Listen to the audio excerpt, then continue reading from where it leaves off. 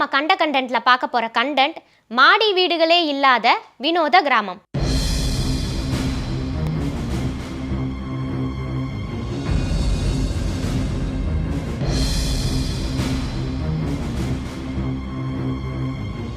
நாகரீகம் அசூர வேகத்துல வளர்ந்துட்டு வந்துட்டு இருக்குன்னே சொல்லலாம். நகரத்தை போலவே கிராமங்களும் ரொம்பவே வளர்ச்சி அடைஞ்சு வந்துட்டு இருக்கு. எக்ஸாம்பிள், ஒரு வீட்டையே பேர்த்தெடுத்து இன்னொரு இடத்துல வைக்கிற அளவுக்கு லிஃப்டிங் டெக்னிக் எல்லாமே வந்திருக்கு. இந்த சூழ்நிலையில தான் ஒரு கிராமத்துல மாடி வீடே இல்லை அப்படின்னு சொன்னா நம்மளால நம்ப முடியுமா? நம்பிதாங்க ஆகணும். திருச்சியில ஆத்தூர் அருகே கருத்தராஜபாளையம் அப்படின்ற ஒரு கிராமம் அமைஞ்சிருக்கு. இங்க நம்ம மாடி வீடுகளே பார்க்க முடியாதான். இந்த வழக்கத்தை இவங்க 150 வருஷமா ஃபாலோ பண்ணிட்டு வராங்க.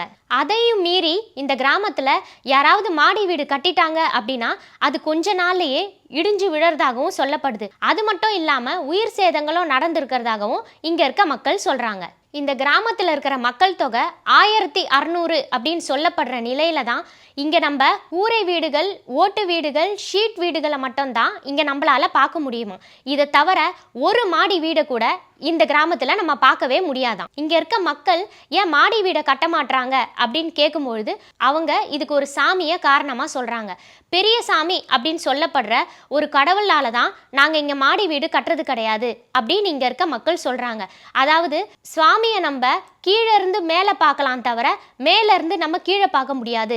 அதனால தான் நாங்க இங்க மாடி வீடே இது வரைக்கும் எழுப்புனதில்லை அப்படின்னு சொல்ற இவங்க இந்த பெரியசாமி கோயில்லையும் கிரவுண்ட் ஃப்ளோர் மட்டும்தான் இருக்கு. அப்படி இருக்கிறப்ப நாங்க மாடி வீடு கட்டணும் அப்படின்னா இந்த சுவாமியை நாங்க மதிக்கல அப்படின்னு அர்த்தமாயிடும். அதனால தான் இத்தனை வருஷமா நாங்க மாடி வீடு கட்ட ட்ரை கூட பண்ணதில்லை அப்படின்னு இங்க இருக்க மக்கள் சொல்றாங்க. பெரியசாமி அப்படின்னு சொல்லப்படுற கருப்பு சாமி இரவு நேரங்கள்ல குதிரையில வேட்டைக்கு போவாராம். இந்த கிராமங்கள்ல யாராவது தப்பு செஞ்சுட்டாங்க அப்படின்னா இந்த பெரியசாமி நாயோட கனவுல வந்து அவங்க செஞ்ச தப்பை சுட்டி காட்டுவாராம். அதுக்கப்புறம் தவறு செஞ்ச மக்கள் அந்த கோவிலுக்கு போய் வேலை தலைகீழா குத்தி வச்சா பெரியசாமி அவங்கள மன்னிச்சதாகவும் இவங்க நம்புறாங்க.